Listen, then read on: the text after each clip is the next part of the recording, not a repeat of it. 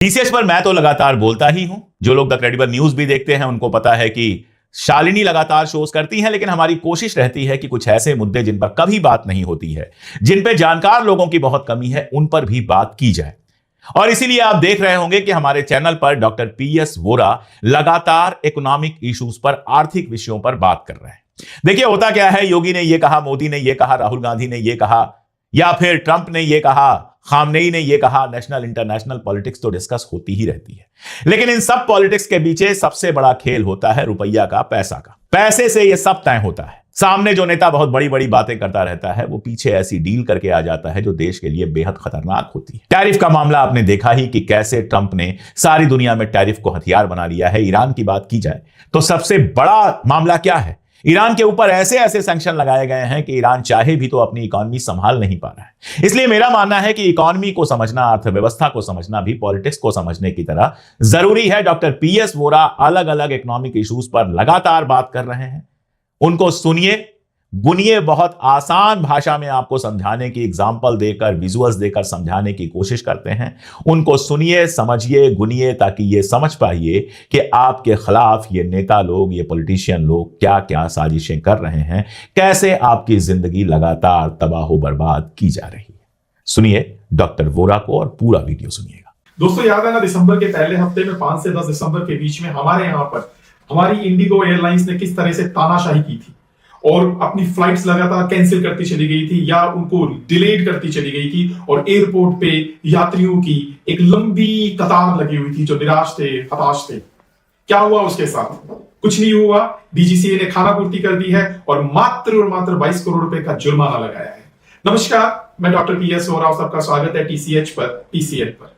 जी हाँ, मैं बात कर रहा हूं उसी इंडिगो की जिसपे अभी बीते दिनों डीजीसीए के द्वारा कार्यवाही की गई है और 22.20 करोड़ रुपए का जुर्माना लगाया गया। मैं एक बार फिर से रिपीट कर देता हूं। डीजीसीए ने, जो हमारे यहाँ सबसे बड़ी अथॉरिटी है एयरलाइंस इंडस्ट्रीज में, सरकारी अथॉरिटी है, उसने इंडिगो पे जुर्माना ठोका है 22.20 करोड़ रुपए का। मात्र, मैं मात्र कह के संबोधित कर रहा हूं क्योंकि ये बहुत छोटी रकम है। और इंडिगो ने उस तानाशाही में क्या किया था, मैं आपको बता दूं आंकड़ों के साथ में। इंडिगो की उस दौरान जो उसने जो अपनी उड़ान, जो अपनी उसकी जो उड़ानें थी, उसको जो उसने रद्द किया था, उसकी संख्या थी 2507, और उसकी जो उड़ान थी जो विलंबित हुई थी, जिसमें डिलेड हुआ था, उनका नंबर था 1852। यानी तकरीबन 5000 के आसपास इंडिगो ने अपनी जो फ्लाइट्स थी उन्हें या तो कैंसिल किया या उन्हें डिलेड किया। और इंडिया में उस दौर में उन 5 दिनों के अंदर 3 लाख यात्री थे जो परेशान हुए थे। 3 लाख यात्री, यानी 3 लाख यात्रियों के पीछे एक परिवार की बात करूं, अगर एक परिवार में 5 लोग होते हैं तो 15 लाख लोग डायरेक्टली उस इंडिगो की तानाशाही के कारण अफेक्टेड हुए थे। और ये इंडिगो की मनमर्जी थी, ये तानाशाही थी। कोई आपदा नहीं थी, कोई प्राकृतिक आपदा नहीं थी, कोई कोहरा नहीं था, कोई सुनामी नहीं थी, कोई भूकंप नहीं था। ये इंडिगो की तानाशाही थी और तानाशाही के चलते उसने 3 लाख से ऊपर यात्रियों को डायरेक्टली प्रभावित किया था। वो एयरपोर्ट पे फंस गए थे, वहीं बैठे हुए थे। कई लोगों ने दूसरी एयरलाइंस को बुक किया और 90,000 रुपए के आसपास उन्होंने टिकट का किराया दिया।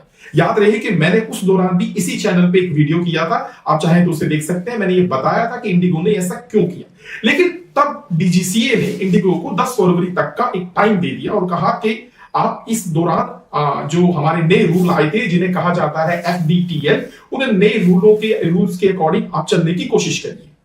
और इन बिटवीन जब बहुत इस पर लोगों का आक्रोश फूटा और सरकार ने भी, बीच में सरकार आई और डीजीसीए ने तब 4 लोगों की कमेटी बनाई।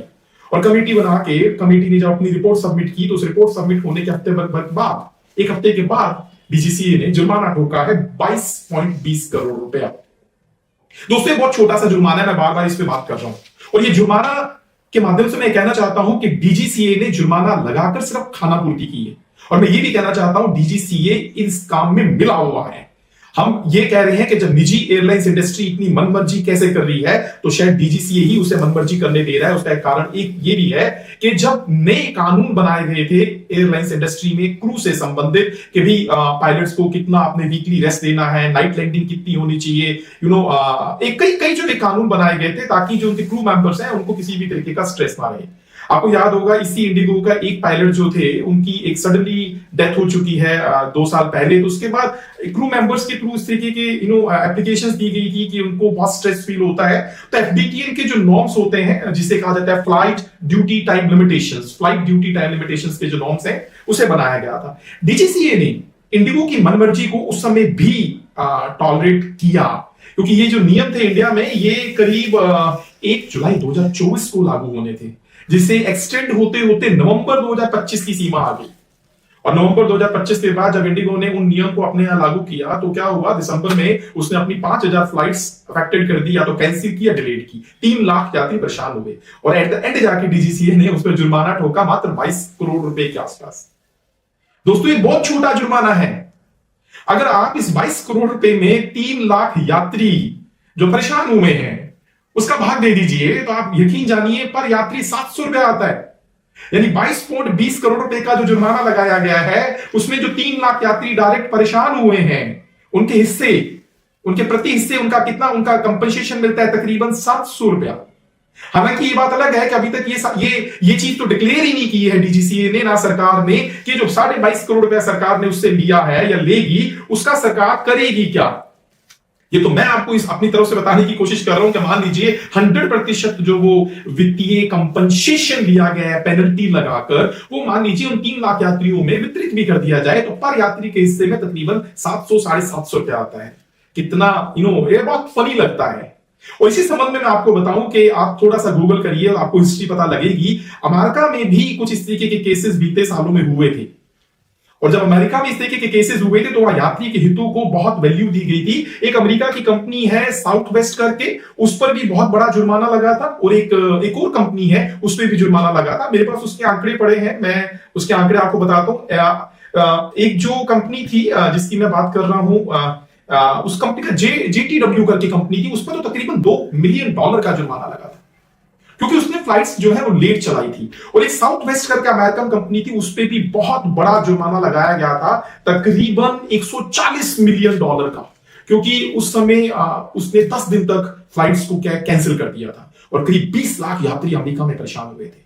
लेकिन अमेरिका की अथॉरिटीज ने अपने यात्रियों के उनके इंटरेस्ट को प्रायोरिटी दी और कंपनीज को मनमर्जी करने से रोका, उन पे पेनल्टी लगाया, और एक बहुत बड़ी पेनल्टी लगाया। और हमारे यहाँ पे क्या हुआ, हमने ये देखा एक पूरा एक प्रोसेस तो हमने एस्टेब्लिश किया, 4 लोगों की कमेटी बनाई, लेकिन एट द एंड जाके हमने खानापूर्ति कर दी। और खानापूर्ति भी क्या की है, 5-6 हेड बनाए गए हैं कुल। 6 हेड में पहले हेड में फेलियर टू एस्टैब्लिश बताया गया है कि आपने फ्लाइट टाइम फ्लाइट ड्यूटी को ढंग से आपने इंप्लीमेंट नहीं किया, उसके लिए 30 लाख रुपया जुर्माना।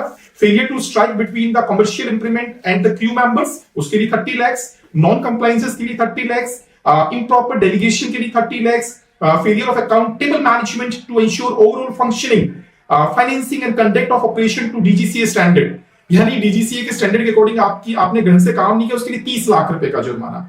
और एक और है कि post holders fail to discharge duties, उसके लिए 30 lakhs। तो कुल 6 हेड्स लगाए गए हैं, 30 lakhs ईच डाला गया है, यानी दैट गोस टू वो टोटल बनता है 1.80 करोड़। और उसके अलावा 5 दिसंबर से 10 फरवरी तक यानी 65 दिन का 30 lakhs का जो है वो पर डे का जुर्माना भी ठोका गया है। यानी करीब 68 दिन होते हैं, 68 डेज होते हैं उनको, उसके हिसाब से 30 लाख इंटू 68 करते हैं तो करीब 20 करोड़ 40 लाख रुपए आता है। तो 20 करोड़ 40 लाख का तो डेली पेनल्टी हो गया। बाकी 6 हेड में 30 लाख आपने और डाल दिया, यानी कहीं ना कहीं 30 लाख का एक ऐसा फिगर डीजीसीए ने पकड़ लिया है, उसी को पकड़ के 6 हेड बना दिए, उसमें डाल दिया 30 लाख रुपया, 1 करोड़ 80 लाख हुआ, और 30 लाख रुपए की ही पेनल्टी लगा दी 68 डेज के लिए डेली के हिसाब से। तो 20 करोड़ 40 लाख और 20 करोड़ 40 लाख को 1 करोड़ 80 लाख जोड़ते हैं तो करीब 22 करोड़ 20 लाख रुपए का जुर्माना लगता है। 50 करोड़ का और मांगा है, वो गारंटी के रूप में मांगा है कि भैया वो हमारे यहाँ आके जमा करा दो, ताकि क्या कभी तुम फ्यूचर में भी ऐसा करो तो हम उसमें से तुम्हारा पैसा फॉरफिट कर लेंगे। ये एक तरीके से बड़ा फनी है, मतलब हम क्या स्टैंडर्ड सेट करने जा रहे हैं। मतलब इससे तो इस तरीके से निकलता है कि पूरी मिली भगत है, हम लोग छूटे दे रहे हैं, क्या तानाशाही करिए, मनमर्जी करिए। जैसे कि मैंने आपको बताया कि पर कस्टमर के हिस्से में कितना पैसा आता है, तकरीबन 700-750 रुपए के आसपास आता है। और उस दौरान जरा सोचिए, जो यात्री परेशान थे, ठीक है उनकी टिकटें कैंसिल हुई होंगी, उन्हें वो पैसा वापस मिल गया होगा। भाई मान लीजिए आप दिल्ली से लेकर जयपुर जा रहे थे तो आपकी 5,500, 6,000, 7,000 की टिकट थी, तो चूंकि आपकी फ्लाइट कैंसिल हुई या डिलेड हुई या जो भी हुआ तो आपको आपका पैसा तो मिल गया होगा, लेकिन आपका मेंटल टॉर्चर कितना हुआ, और उससे भी बड़ी बात, जिन लोगों ने दूसरा ऑल्टरनेटिव रूट लिया, दूसरी एयरलाइन से गए, 90-90 हजार रुपए की टिकटें उन्होंने बुक की, उस दौरान ये चीजें बड़ी आम थी, मीडिया में चल रही थी, सोशल मीडिया पे बहुत वायरल हुई थी। क्या डीजीसीए ने इससे फाइनेंशियल पेनल्टी लगाते समय उन चीजों को कंसिडरेशन रखने की कोशिश की? और अब एक बात और बताता हूं आपको, अभी तीसरी तिमाही का रिजल्ट आने शुरू हुए हैं, जो अक्टूबर से लेकर दिसंबर तक की तीसरी तिमाही थी। इस तीसरी तिमाही में इंडिगो के रिजल्ट्स भी आए हैं। इंडिगो का मुनाफा आया है करीब 550 करोड़, 549 करोड़ रुपए का इंडिगो का मुनाफा आया है। इंडिगो का टोटल रेवेन्यू गया है 24,541 करोड़। आप चाहें तो ये डेटा देख सकते हैं आप, यानी करीब एक कंपनी इस तिमाही में 25,000 करोड़ का रेवेन्यू जनरेट करती है, 550 करोड़ का मुनाफा जनरेट करती है। हाँ, न्यूज ये जरूर है कि इंडिगो का जो मुनाफा है वो 78% रिड्यूस हो गया है, लेकिन फिर भी इंडिगो 550 करोड़ के मुनाफे में खड़ी है। और इंडिगो पे जुर्माना कितना लगाया गया? मात्र 22.20 करोड़ रुपया। यानी कहीं ना कहीं पूरी खानापूर्ति की है, और ये बड़ा मजाक सा लगता है। और शायद ये भी सही है कि डीजीसीए इन प्राइवेट एयरलाइंस इंडस्ट्रियों से डरता है। जैसा मैंने बताया कि नॉर्म्स 1 जुलाई 2024 से इंप्लीमेंट होने थे क्रू मेंबर्स के लिए, उसको भी एक्सटेंड करते हुए नवंबर तक ले गए। और अब जब इतनी बेइज्जती कराई, 3 लाख यात्री प्रभावित हुए, एयरपोर्ट्स पे भीड़ लगी हुई थी, और याद होगा उस दौरान शायद रशिया के पुतिन साहब भी हमारे भारत ही आए हुए थे। तो क्या वर्ल्ड में हमारी हैसियत बनी होगी उस दौरान, लेकिन शायद उसका कोई स्टैंडर्ड सेट करने की कोशिश नहीं की है। और कोई स्टैंडर्ड सेट करना होता तो एक बड़ी पेनल्टी लगाई जाती ताकि उन्हें सबक मिलता। और दूसरी बात, अभी तक ये चीज भी फाइनल नहीं हुआ है कि क्या इस पैसे का डिस्ट्रीब्यूशन किया जाएगा या इस पैसे का कैसे उपयोग किया जाएगा। तो ये बड़ी एक तरीके से चिंताजनक बात है। इस चीज पर सरकार को थोड़ा सख्त कानून लाना चाहिए, सख्ती बरतनी चाहिए, ताकि आने वाले समय में इस तरीके का एक उदाहरण साबित हो सके। Thank you very much.